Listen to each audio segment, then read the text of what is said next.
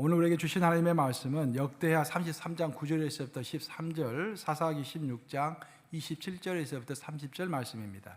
설교 제목은 오후 5시 같은 사람. 길 위에서는 목표가 보이나 길가에서는 누가 보인다? 하나님이 보인다입니다. 유다와 예루살렘 주민이 므낫세의 꾀임을 받고 악을 행한 것이 여호와께서 이스라엘 자손 앞에서 멸하신 모든 나라보다 더욱 심하였더라. 여호와께서 므낫세와 그의 백성에게 이르셨으나 그들이 듣지 아니하므로 여호와께서 아수르 왕의 군대 지휘관들이 와서 치게 하심에 그들이 므낫세를 사로잡고 쇠사슬로 결박하여 바벨론으로 끌고 간지라. 그가 환난을 당하여 그의 하나님 여호와께 간구하고 그의 조상들의 하나님 앞에 크게 겸손하여 기도하였으므로 하나님이 그의 기도를 받으시며 그의 간구를 들으시사 그가 예루살렘에 돌아와서 다시 왕위에 앉게 하심에 므낫세가 그제서야 여호와께서 하나님이신 줄을 알았더라. 자, 사사기 16장 보겠습니다. 사사기 16장 27절부터 읽습니다. 그 집에는 남녀가 가득하니 블레셋 모든 방백들도 거기에 있고 지붕에 있는 남녀도 3,000명 가량이라. 다 삼손이 재주 부리는 것을 보더라. 삼손이 여호와께 부르짖어 이르되 주 여호와여 구하옵나니 나를 생각하옵소서.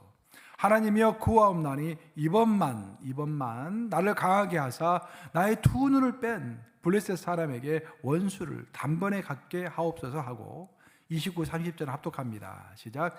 삼손이 집을 버틴 두 기둥 가운데 하나는 왼손으로 하나는 오른손으로 껴 의지하고 삼손이 이르되 블레셋 사람과 함께 죽기를 원하노라 하고 힘을 다하여 몸을 굽히매 그 집이 곧 무너져 그 안에 있는 모든 방백들과 옥벤생에게 덮이니 삼손이 죽을 때에 죽인 자가 살았을 때에 죽인 자보다 더욱 많았더라. 살아계신 하나님의 말씀입니다.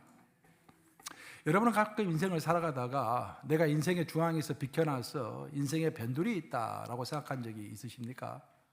우리 인생이 항상 잘 나갈 수 있는 것이 아니라 가끔씩 실패하고 넘어지고, 그래서 한때는 왕년에는 내가 그래도 이러이러한 사람이었는데 지금 내가 지금 길가로 밀려가지고 일하고 있다라고 낙심하고 있을지도 모르겠습니다.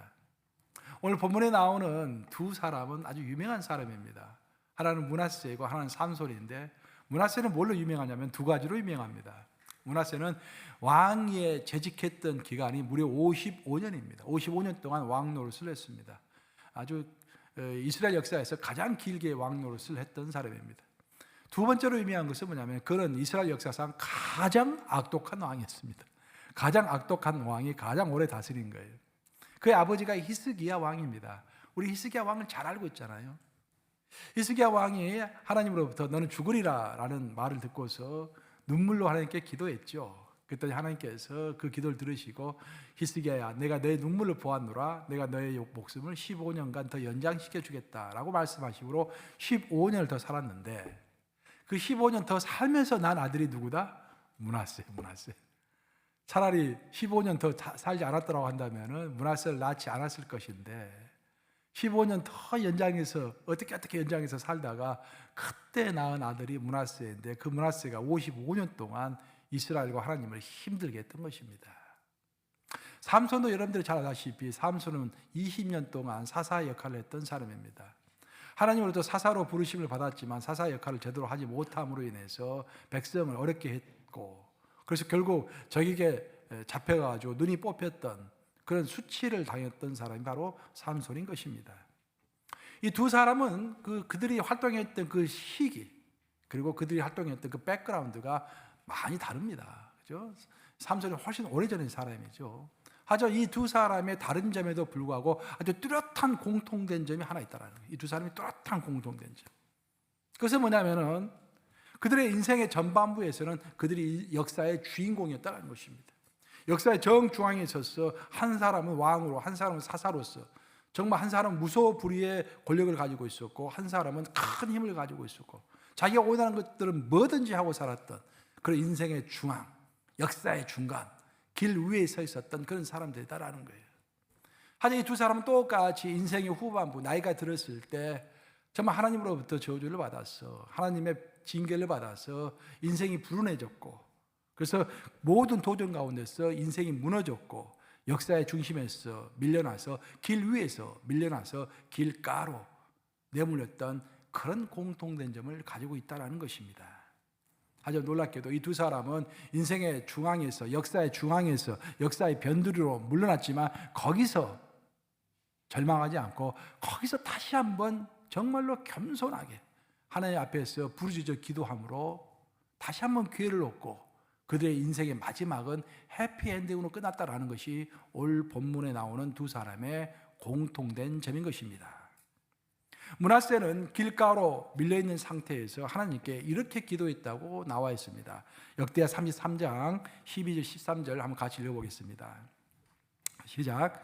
그가 환난을 당하여 그의 하나님 여호와께 간구하고 그의 조상들의 하나님 앞에 크게 겸손하여 기도하였으므로 하나님이 그의 기도를 받으시며 그의 간구를 들으시사 그 예루살렘에 돌아와서 다시 왕위에 앉게 하시매 므낫세가 그제서야 여호와께서 하나님이신 줄을 알았더라. 므낫세는 아버지를 잘 만났던 금수저 사람입니다. 아버지 히스기야가 성군이었죠. 하나님의 사랑을 듬뿍 받았던 사람입니다. 히스기야 시절 때 이스라엘이 강대국이 됐습니다. 그것을 그대로 물려받은 거예요. 그래서 아주 무소불위의 권력을 가지고 마음껏 살았던 사람입니다. 그 모습을 본 하나님이 몇 번 므낫세에게 선지자를 보내서 경고하십니다. 너 정신 차려라. 하지만 그 경고를 듣지 아니한 므낫세를 보고서 하나님은 결단을 하시고 바벨론 병사들을 므낫세에게 보내서 므낫세를 잡게 하시고 므낫세에게 쇠사슬을 묶여가지고 바벨론까지 끌고 가게 하신 것입니다. 거기서 므낫세는 뭔가 인생이 잘못 풀리고 있다는 것을 깨달았고 드디어 하나님 앞에서 겸손해지기 시작했는데 어떻게 겸손했다고 되어 있습니까? 박스를 보시면 크게 겸손하여. 크게. 한번 따라서 해볼까요? 크게 겸손하여. 그냥 겸손한 게 아니라 하나님 앞에서 크게 겸손하여 기도했다라고 되어 있습니다. 이렇게 크게 겸손해서 하나님께 기도하자 하나님께서 그 기도를 들으시고 다시 그를 왕위에 복귀시키십니다. 그것을 보면서 아, 기도가 통하는구나. 기도하는 것은 진짜로 응답되는 것이구나 라고 깨달아 안 다음에 므낫세가 그제서야 여호와께서 하나님이신 줄 알았더라라고 성경은 증언하고 있습니다. 이 기도라는 것은 하는 것이 중요한 것이 아니라 체험하는 것이 중요하죠. 아, 기도는 진짜 응답되는 것이구나. 결국 므낫세는 인생의 큰 도전을 맞이해서 길가로 밀려난 그런 상태에 있었지만 그 길가로 밀려난 것이 그의 인생 전체를 통틀어서 보면 큰 축복이었습니다. 길가로 밀려났기 때문에 인생이 실패했기 때문에 거기서 크신 하나님을 다시 만날 수가 있었던 것입니다. 삼손도 마찬가지입니다. 삼손도 오рем에 처하게 됐을 때 이렇게 기도했습니다. 오늘 본문 보시면은 사사기 16장 28절과 30절 한번 같이 읽어보겠습니다. 시작. 삼손이 여호와께 부르짖어 이르되 주 여호와여 구하옵나니 나를 생각하옵소서. 하나님이여 구하옵나니 이번만 나를 강하게 하사 나의 두 눈을 뺀 블레셋 사람에게 원수를 단번에 갖게 하옵소서 하고 삼손이 이르되 블레셋 사람과 함께 죽기를 원하노라 하고 힘을 다하여 몸을 굽히매 그 집이 곧 무너져 그 안에 있는 모든 방백들과 온 백성에게 덮이니 삼손이 죽을 때에 죽인 자가 살았을 때 죽인 자보다 더욱 많았더라. 삼손은 정말로 방탕했던 자신의 힘만 믿고서 살았던 그런 사람이죠. 그렇게 살다 보니까 하나님께서는 삼손에게 분명히 소명을 주셨는데 그 소명을 잊어버린 거예요. 우리 하나님은 우리를 창조하실 때 그냥 창조한 게 아니라 목적을 가지고 창조하셨습니다. 이것이 세상 철학자들이 세상을 바라보는 것과 우리 기독교인이 세상을 바라보는 큰 차이입니다. 요즘은 포스트 모던 사상들의 전부 주장은 뭐냐면 한마디 이야기하면은 절대적인 것은 없다라는 것입니다. 그러니까 절대적인 목적, 절대적인 인생의 방향, 절대적으로 옳은 것 그거 없다라는 거예요. 모든 사람이 다 옳다라는 것입니다. 자기 나름대로. 그것이 요즘의 세상의 사상입니다. 하지만 우리 기독교는 4,000년 전이나 2,000년 전이나 지금이나 똑같습니다. 주장이. 하나님은 목적을 가지고 계시고 우리는 명확한 그 목적을 향하여 걸어가는 사람들. 우리는 수도자들이다. 수도자, 도를 닦아서 명확한 목적을 향하여 걸어가는 사람들이다 라는 것이 성경의 초지일간의 주장인 것입니다. 우리는 천국이라는 목적을 다 갖고 있지만 또 우리 각자에게 하나님께서 주신 목적이 있는 거예요. 시편에 따르면 우리 각자에게 하나님께서 줄로 재어준 우리의 구역이 있다고 했습니다. 그 구역은 우리가 사는 삶의 반경일 수도 있고 우리의 성공의 어떤 리미테이션이 될 수도 있지만 우리 각자에게 하나님께서 정하신 목표가 있다는 것입니다. 삼손은 이스라엘 백성들의 사사로 부르심을 받은 사람이었습니다. 그게 삶의 목적이고 삶의 소명이었다 그런 말이에요. 그런데 삼손은 그 소명을 이루도록 하기 위해 하나님께서 그에게 힘을 주셨는데 그 힘을 소명을 이루는 데 쓰지 아니하고 자신의 쾌락을 위해서 사용했죠. 그러면서 하나님의 소명을 잊어버리고 있었던 것입니다. 그래서 하나님은 그를 방치하셨고 드디어 그가 블레셋 사람들에게 잡혀가지고 눈이 뽑히죠. 아까 므낫세 왕은 손에 쇠사슬로 묶여가지고 그 왕이 질질 끌려가면서 바빌론까지 맨발로 걸어갔다는 거 아니겠습니까? 하지만 삼손이 이제 눈이 뽑혀가지고 물레방아를 돌고 있는 그런 신세가 되었습니다. 그때 삼손은 길가로 밀려난 그 상태에서 마지막 희망을 버리지 않냐고 내 희망은 오직 주께 있나이다 생각하면서 주께 기도를 어떻게 했습니까? 주님 한 번만 나를 강하게 하사라고 기도했죠. 한 번만, 2번만 이러죠. 2번만, 한 번만. 하나님께서 안타까운 기도를 들으시고 그에게 마지막 힘을 주심으로 그 한 번의 기도가 그로 하여금 하나님께서 주신 소명을 다 이루고 죽게 하셨다라는 거예요. 우리가 인생을 살아갈 때 99번 성공적인 인생을 살다가도 마지막 죽을 때 한번 실수하고 죽으면 큰 낭패입니다.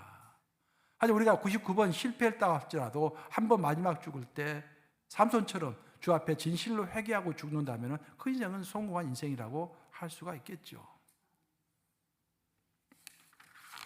오늘 저는 설교의 제목을 오후 5시 같은 사람이라고 했습니다. 목사님, 오후 5시 같은 사람 이게 뭡니까?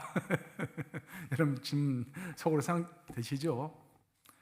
오후 5시는 보통 직장인들이 가장 많이 기다리는 시간입니다. 9 to 5. 그렇죠? 직장생활 하시는 분들 어때요? 야, 언제 5시가 오나? 5시가 오면은 마음이 그렇게 가뿐해집니다. 오후 5시가 되면은 직장인을 벗고서 이제 직장인의 모습을 벗고 자신이 원하는 모습으로 돌아갈 수 있는 시간이 된 것입니다. 제가 인생을 살아가면서 봤던 햇살 중에서 가장 강렬한 햇살이 있어요. 지금도 인상이 많이 남아요. 내가 아마 우리가 이제 그런 말을 하죠. 죽을 때가 되면은 인생 살아왔던 것들이 주마등처럼 쫙 스쳐간다고 그러잖아요. 그때 한 장면으로서 내 뇌리에 스치는 장면이 아마 그 햇살이 아닐까라는 그런 생각도 해보는데 제가 직장 초년병 시절에 어느 토요일이었는데 오후 2시에 봤던 그 봄 햇살을 지금도 잊을 수가 없습니다. 그 당시에는 제가 이제 직장 초년병 시절에는 토요일로 일을 했었어요. 방공휴일이라고 그랬죠. 옛날에 방공휴일. 그래서 이제 토요일이 되면은 12시에 이제 식사 같이 하고 2시까지 대강 사무실에 있다가 2시가 되면 퇴근하는 거예요. 이제 2시가. 그래서 그날도 토요일이 돼가지고 직장 초년병생이니까 얼마나 기다렸겠어 그 시간을. 토요일 2시부터 이제 월요일 아침까지는 모두 내 시간이다. 자유 시간이다. 라고 생각하고 그 생각하니까 너무 기분이 좋은 거예요. 그렇게 하고 또 오후 2시가 돼가지고 직장 출입문을 딱 열고 나갔는데 봄 햇살이 쫙 비치었습니다. 저에게. 그 봄 햇살이 얼마나 따스하고 얼마나 나에게 내 마음을 포근하게 하고 자유롭게 하든지 그 강렬한 햇살의 감동을 지금도 생생히 기억하는 것입니다. 이처럼 오후 5시 같은 사람이라는 것은 내가 지금 입고 있는 세상의 옷, 또 세상 생활 하다 보면 후회가 될 때도 있잖아요. 후회의 옷. 또 세상 살을 하다 보면 스트레스 받을 때가 있잖아요. 그 스트레스의 옷. 그런 것들을 다 잠시 벗어두고 길 중앙에서 벗어나서 우리가 일을 할 때는 길 중앙에서 목표를 향해서 일을 해야 하잖아요. 하지만 잠시 길 중앙에서 벗어나서 이제 길가에서 자유의 옷을 입고서 온전히 하나님 앞으로 나아가는 그런 사람이 오후 5시와 같은 그런 사람인 것입니다. 우리의 삶에는 항상 또 우리 신앙에도 마찬가지고 오후 5시가 있어야 할 줄로 믿습니다. 모든 것을 털고서 하나님 앞에서 진지하게 내 자신을 돌아보며 더 깊이 있게 자유롭게 하나님을 만나는 시간. 그 오후 5시와 같은 그 시간이 우리의 호흡을 깊게 합니다. 또 풍성하게 합니다. 우리 호흡을 건강하게 하는 것이죠. 우리가 건강히 잘 살려면 호흡이 건강해야 할 거 아닙니까? 그때 오후 5시와 같은 마음을 가지고 있다고 한다면 그때 우리의 호흡이 건강해지는 것입니다. 더불어 무엇보다도 우리는 그 오후 5시에 나를 한번 다시 이렇게 세우시는 그 하나님의 희망을 또한 보게 되는 것입니다. 잃어버렸던 희망, 잃어버렸던 소명을 다시 회복하게 되는 것이죠. 현대판 삼손처럼 인생의 많은 어려움을 극복하고 인생 말년에 자신의 소망을 현실로 바꾼 복서가 있습니다. 곤투 선수. 제임스 브래덕이라고 하는 실존 인물이에요. 뉴저지에서 살았는데 그 제임스 브래덕의 이제 그 이야기가 영화로 나왔습니다. 2005년도에 신데렐라 맨이라는 영화예요. 신데렐라는 여잔데 이제 신데렐라 맨이라고 해가지고 그 영화 나왔는데 세계적인 히트작입니다. 한국에서도 크게 히트했어요. 한번 보세요, 여러분들. 2005년에 만들어진 작품인데 신데렐라 맨. 라이트 헤비급 선수였습니다. 라이트 헤비급 선수로서 아주 잘 나갔던 선수였어요. 아주 유망주였습니다. 그러다가 너무 무리하다가 손목이 이게 골절이 된 것입니다. 그것도 선수는 펀치가 있어야 하는데 이게 손목이 나갔으니 펀치가 나오질 않는 것입니다. 그래서 곤투 선수의 삶을 접고서 이제 가족을 먹여 살려야 하니까 뉴저지 항구에 가서 막노동을 합니다. 그러면서 구걸을 하는데 이제 살아가는데 그 당시에 이제 마침 미국에서 대공황이 일어나는 것입니다. 대공황 시절에는 모두가 어려웠죠. 대공황이 찾아오니까 막노동 일거리도 끊기고 돈을 못 버니까 그 추운 겨울, 뉴욕, 뉴저지 겨울에 굉장히 춥잖아요. 난방을 할 수가 없었습니다. 돈이 없어가지고. 난방을 못 하니까 그 아이들이 감기가 걸렸고 그 감기 걸리면 약을 사줘야 하는데 약을 못 사주니까 그 감기가 폐렴으로 발전을 한 것입니다. 더 나아가서 매일 돈을 벌지 못하니까 애들을 우유를 먹여야 하는데 우유를 먹일 돈이 없었던 것입니다. 너무 절망적인 상황이 돼서 일단 아이들 병원에 데려가야 하는데 병원에 데려갈 돈이 없어서 자기의 자존심을 다 구기고 챔피언스 클럽이라고 하는 자기가 다녔던 도장이 있는데 그 도장에 가서 모자를 벗어가지고 동료들에게 동전을 구걸하는 그런 사람이 된 것입니다. 근데 그런 광경을 보고 어떻게 하다가 엮어지게 돼서 그가 드디어 다시 링에 오를 수 있는 기회를 얻게 됩니다. 사실 말이 기회이지 이미 선수로서 한물 간 사람 아니겠습니까? 하지만 이번에는 그 아들과 딸을 위하여 그 자식들을 위하여 링에 서지 않을 수가 없었습니다. 그래서 복귀전을 수락하고 드디어 링에 오르게 되는데 여러분 미국에서 헤비급 선수 하면 어떻습니까? 등치가 이렇고 막 살이 이렇게 쪘잖아요. 이렇게. 근데 등치도 조그만 뿐만 아니라 갈비뼈가 앙상한 몸으로 거기다가 팔목은 부러져 가지고 지금 이렇게 힘도 쓸 수 없는 그런 상태로 링 위에 오르게 된 것입니다. 헤비급 선수는 미국의 곤투 선수들은 젊은 나이에 다 곤투를 시작하죠. 10대에 곤투를 시작하죠. 한 이미 30이 넘은 곤투 선수라고 치면은 할아버지 같은 그 나이에 그 앙상한 몸으로 링 위에 오르게 된 것입니다. 마치 삼손이 적에게 잡혀가지고 눈이 다 뽑혀가지고 정말 아무 희망 없는 상태에서 하나님 앞에서 간절히 기도했듯이 제임스 브래덕 또한 정말 간절한 마음으로 아이들을 위하여 링 위에 오르게 된 것입니다. 그리고 경기를 했는데 결과가 어떻게 됐을까요? 이기니까 스토리가 이어지겠죠. 이긴 거야. 한 번만 이긴 게 아니라 몇 번을 계속해서 이긴 것입니다. 연전연승을 해 나간 것입니다. 그 드디어 세계 헤비급 챔피언에 이르게 된 것입니다. 몸이 온전할 때는 이루지 못했던 그렇게 소원하고 열심히 운동해도 이루지 못했던 소원이 몸이 다 망가지고 이제 할아버지 같은 나이가 됐을 때 그때 하나님의 축복으로 그는 이루게 된 것입니다. 그래서 그 광경을 보고 어느 기자가 인터뷰를 합니다. 당신이 정말 성공적으로 그 나이에 할아버지 같은 나이에 링에 복귀해가지고 우승을 했는데 그 비결이 뭡니까? 라고 물어봐요. 그랬더니 제임스 브래덕이 그렇게 답변합니다. 밀크. 기자 깜짝 놀라가지고 무슨 뜻입니까? 밀크라니 그게 무슨 뜻입니까? 아시다시피 그 의미는 그가 이기면은 그 대가로 자기 아이들에게 우유를 줄 수 있다는 그 희망이 그에게 힘을 주었고 그 희망의 힘으로 연전연승해서 챔피언 자리까지 올라가게 된 것입니다. 바로 이 대목이 이 영화의 진수입니다. 너무 거창하게 치장하지 않고 아주 진솔하게 자신의 동기를 밝히는 그 장면. 이렇게 아주 작은 소망, 내 자식들에게 우유를 먹일 수 있다는 거. 사실 우유를 먹이기 위해서 굳이 복싱을 하지 않아도 다른 일을 해서도 먹일 수가 있겠죠.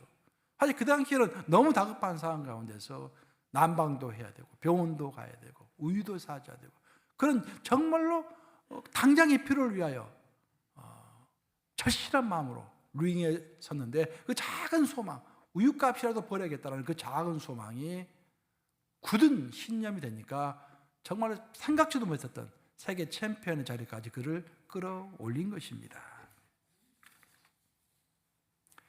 성경에는 이와 유사한 이야기가 또 나오고 있습니다. 복음서에 나오고 있는데 맹인거지 바디메오의 이야기입니다. 바디메오의 소원은 단순했습니다. 맹인이니까 내가 눈이 좀 띄어가지고 볼 수 있으면 좋겠다라는 그런 소원을 가지고 있었습니다.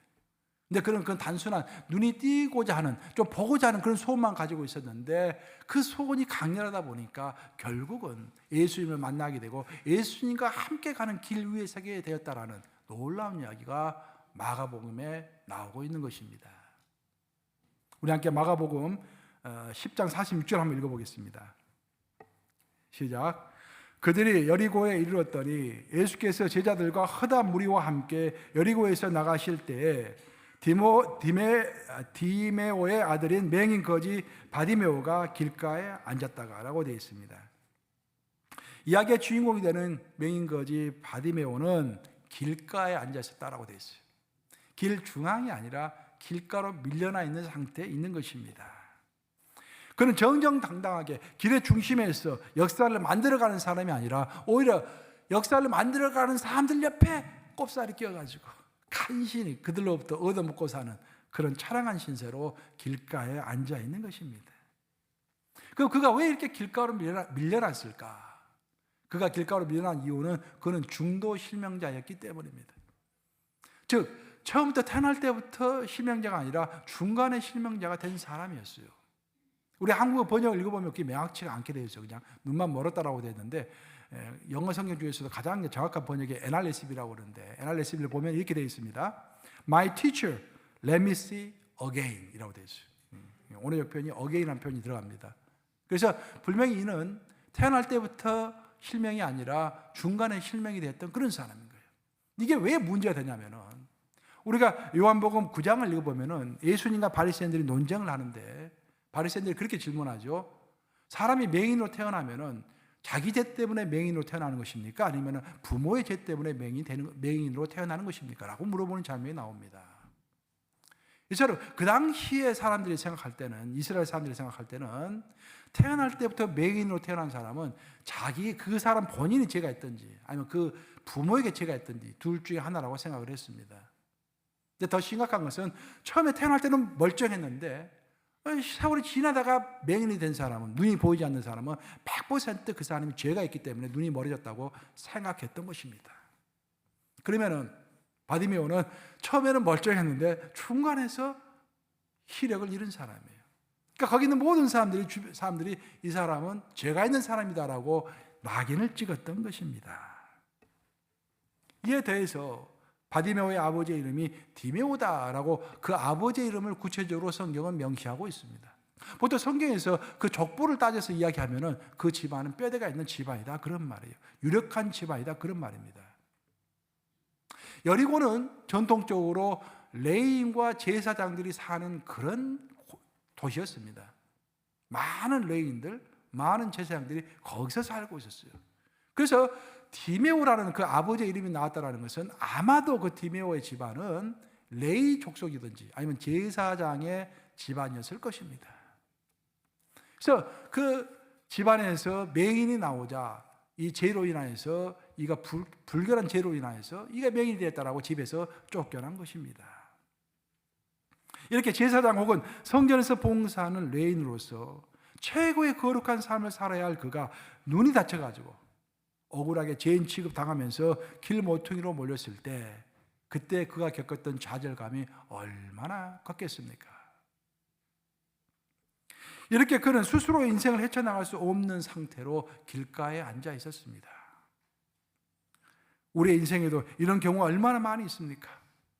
오해를 받고 편견 때문에 또 내 자신의 무능 때문에 그저 길가에 앉아 있어야 할 경우가 한두 번이 아닙니다. 저도 목회를 하면서 오해도 받고 비난도 받고 억울한 경우 어떻게 하겠어요? 그 나가서 해명할 수도 없고 길가에 꿇어 앉아가지고 하나님만 바라볼 수밖에 없지요.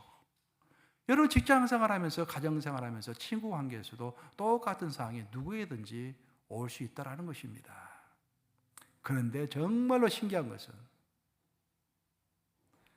우리가 그렇게 절망한 상태에서 길가에 앉아 있을 때 바로 그 시간에 우리는 하나님을 가장 깊게 만날 수가 있다는 것입니다.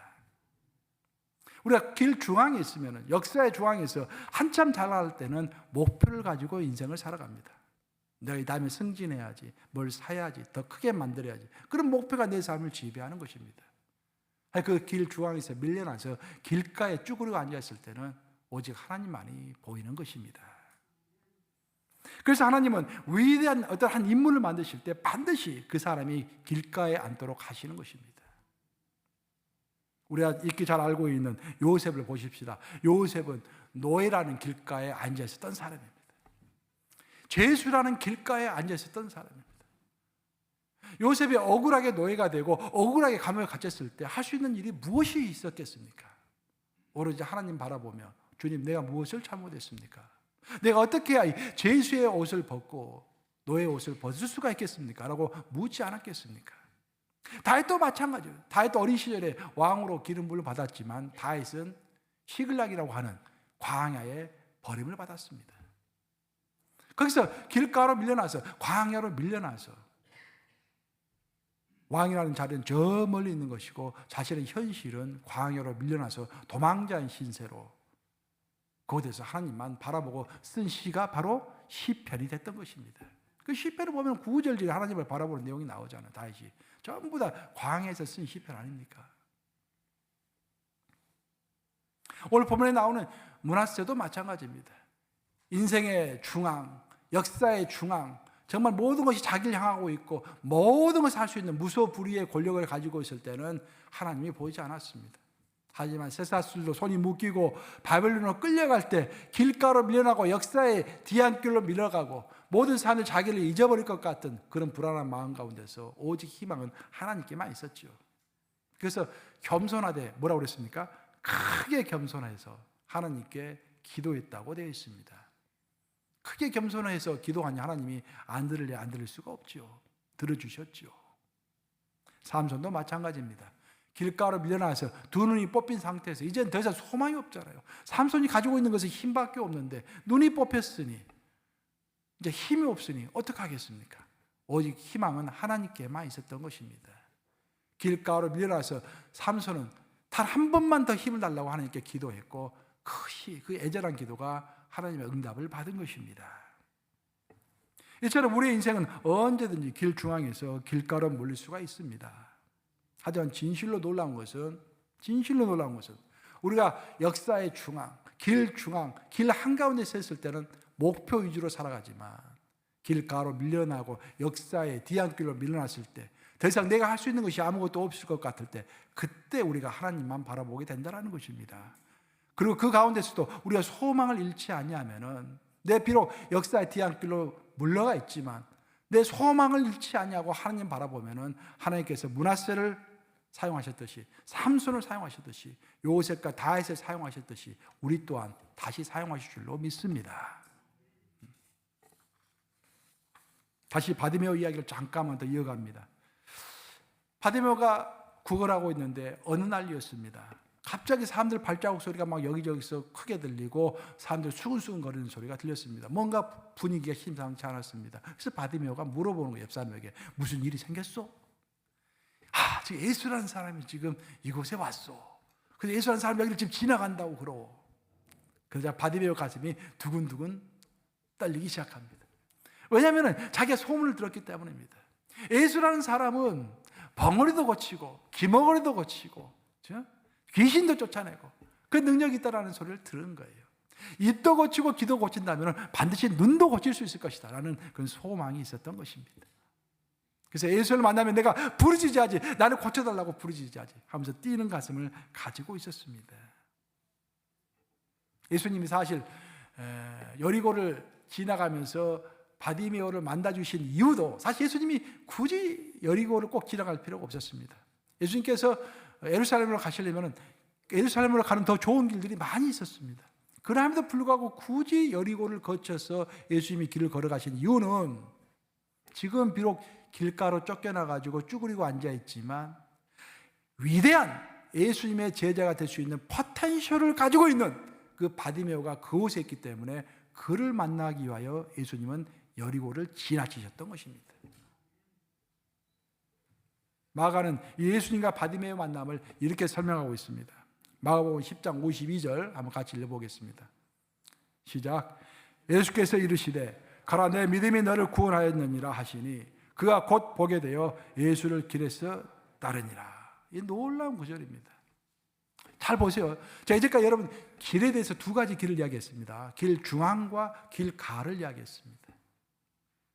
바디메오는 태어났을 때는 길 중앙에 있었던 사람이에요. 아버지가 유력한 사람이었기 때문에 금수저였습니다. 길 중앙에 있었던 사람입니다. 한 자기도 모르는 어떤 원인에 의해서 눈이 멀어져 가지고 길가로 밀렸던 사람입니다. 근데 마지막에 예수를 만나고 나서 예수를 따르니라. 아쿨루세오라는 단어예요. 아쿨루세오. 아쿨루세오는 어떤 단어냐면은 어떤 사람이 어떤 사람과 함께 동등하게 길 위에 서 있는 것을 아쿨레세오라고 이야기하는 것입니다.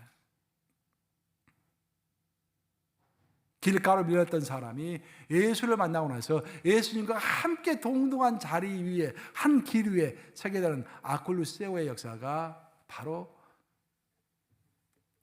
바디메오에게 벌어졌던 것입니다. 베드로가 그물을 버리고 예수님을 즉각 쫓았을 때도 오늘 보면 아쿨루세오라고 되어 있습니다. 마태가 자기가 일하고 있었던 그 세간 자리를 박차고 일어나서 예수님을 쫓아갈 때도 아쿨루세오라고 되어 있어요. 길 위에서 쫓겨나서 길가에 앉아서 소망이 없이 인생을 낭비하던 바디메오에게 예수님이 찾아오심으로 이제 그는 예수님과 함께 같은 길 위에 서 있는 아쿨레세오의 역사를 이룬 것입니다. 길가에서 절망하며 챔피언스 클럽에서 돈을 구걸하던 제임스 브래독이 소망 하나를 품음으로 내 자식들에게 우유를 먹여야겠다. 그 소망 하나를 품음으로 그 힘이 되어서 챔피언이 될 수 있었던 것처럼 길가에서 구걸하던 바디메오는 예수님을 만남으로 길가를 벗어나서 예수님과 같은 길 위에 서 있는 그런 사람이 된 것입니다. 구약의 시가서를 읽어보면은 3대 고백이 나옵니다.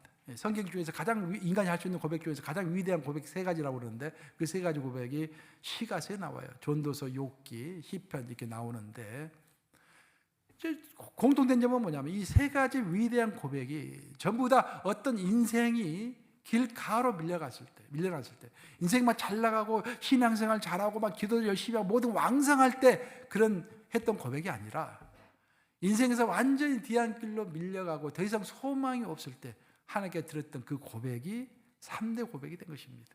이 3대 고백이 공통된 점이에요. 먼저 우리 욥기 한번 읽어보겠습니다. 욥기 42장 6절 한번 같이 읽어보겠습니다. 시작. 그러므로 내가 스스로 거두어드리고 티끌과 제 가운데서 회개하나이다. 성경에 나오는 3대 고백 중에 첫 번째 고백은 회개의 고백입니다. 길가로 밀려간 사람, 인생의 중앙에서 밀려난 사람, 역사의 뒤안길에 서 있는 사람이 할 수 있는 첫 번째 고백은 회개의 고백이다라는 것입니다.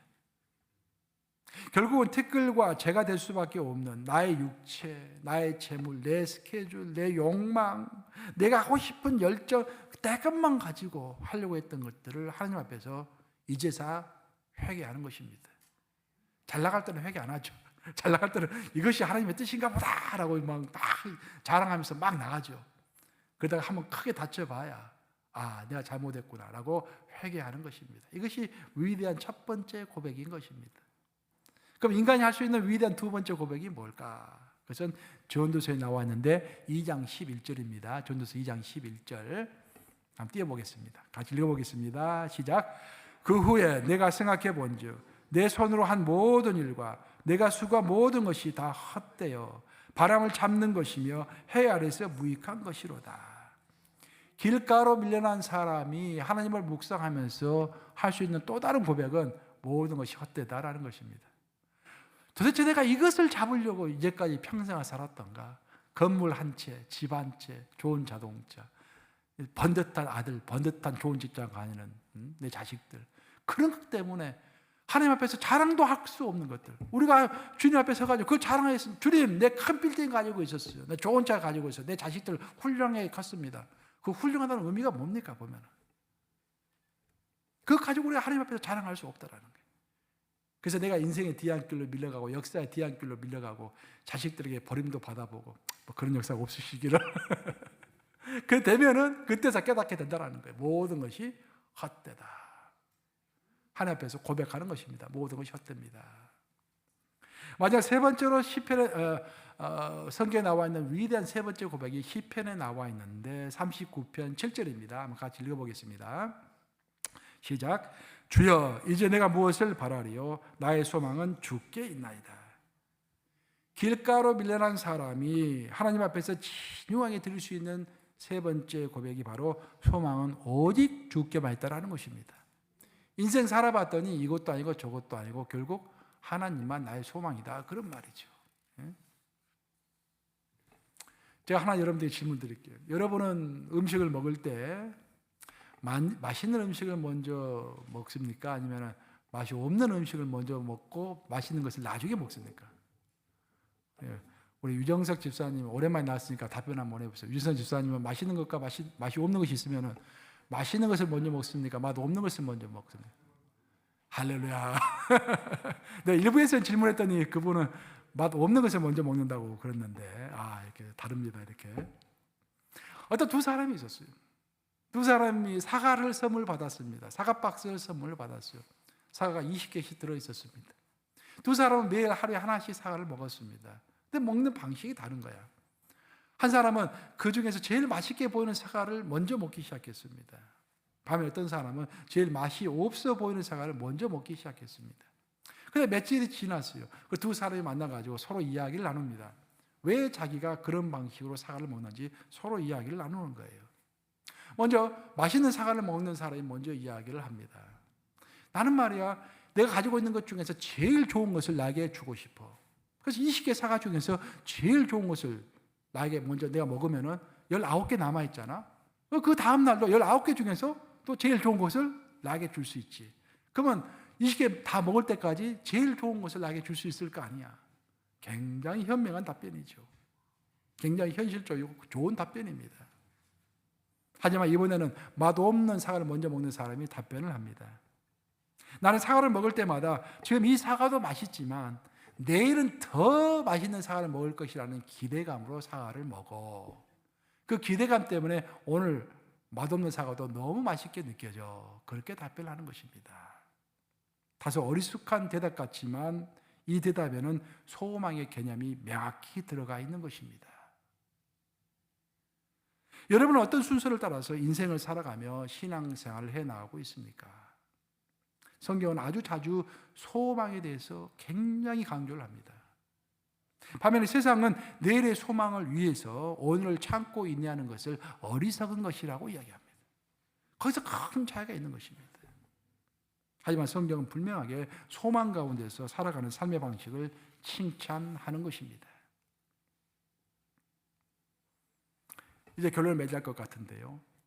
인간의 인생은 이렇게 소망 가운데 있을 때, 아까 제임스 브래독이라든지 므낫세라든지 삼손이라든지 바디메오라든지 인생의 절대 절명 가운데서 아예 인생을 놓지 않고 소망 가운데 있었지 않습니까? 그걸 붙들고 하나님께 기도했지 않습니까? 이처럼 우리 인생이 소망 가운데 있을 때 우리의 인생은 실체가 아니라 실존이 되는 것입니다. 목사, 이게 무슨 어려운 말입니까? 실체라는 것은 완성된 것입니다. 더 이상 발전할 수도 없고 더 이상 변경될 수도 없는 것이 실체라는 거예요. 실체. 딱 고정되어 있는 것. 반면 실존이라는 것은 현재 과정 가운데 있기 때문에 얼마든지 바뀔 수 있는 것이 실존이라고 하는 것입니다. 세상에 실존주의라는 말로 많이 하잖아요. 샤르트라든지 까미라든지. 실존의 가장 기본적인 컨셉은 변화예요. 변화. 이 변화될 수 있다는 거예요. 예를 들어서 마이크는 실존입니까? 실체입니까? 실체죠. 실체. 이 마이크는 마이크의 역할을 하지 못하면 더 이상 어떻게 바꿀 수가 없어요. 이 버리는 것입니다. 용도 폐기되는 거예요.